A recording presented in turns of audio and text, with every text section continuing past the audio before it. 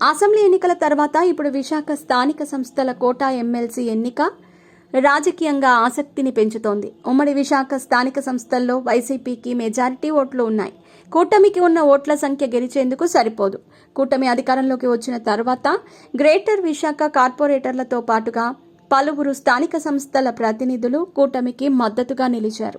తమ గెలుపుకు అవసరమైన ఓటర్ల మద్దతు కూడగట్టగలుగుతామని కొందరు కూటమి నేతలు ధీమా వ్యక్తం చేస్తున్నారు. చంద్రబాబు వద్ద ఈ లెక్కలపైన చర్చ జరిగింది.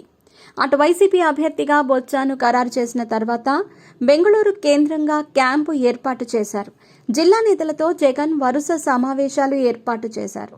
ఓటర్లను కాపాడుకుంటే గెలుపు తమదేనని పార్టీ నేతలు భావిస్తున్నారు.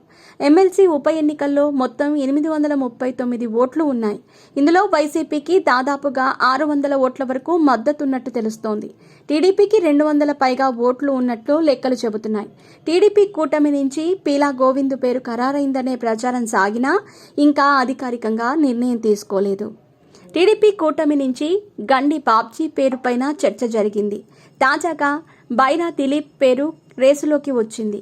టీడీపీ పోటీ చేయాలనే తుది నిర్ణయానికి వస్తే దిలీప్ పేరు ఈ సాయంత్రంలోగా ప్రకటించే అవకాశం ఉందని పార్టీ నేతల సమాచారం. ఏ పార్టీ గెలవాలన్నా 450 ఓట్లు అవసరం. ఈ నెల 30న పోలింగ్ జరగనుంది. వైసీపీ ఇప్పటికే క్యాంపు ఏర్పాటు చేయటంతో ఆ పార్టీకి చెందిన ఓటర్లు ఏ స్థాయిలో కూటమి వైపు నిలుస్తారనేది కీలకంగా మారుతోంది. అటు బొత్స పూర్తిగా ఓటర్లతో మంతనాలు కొనసాగిస్తున్నారు.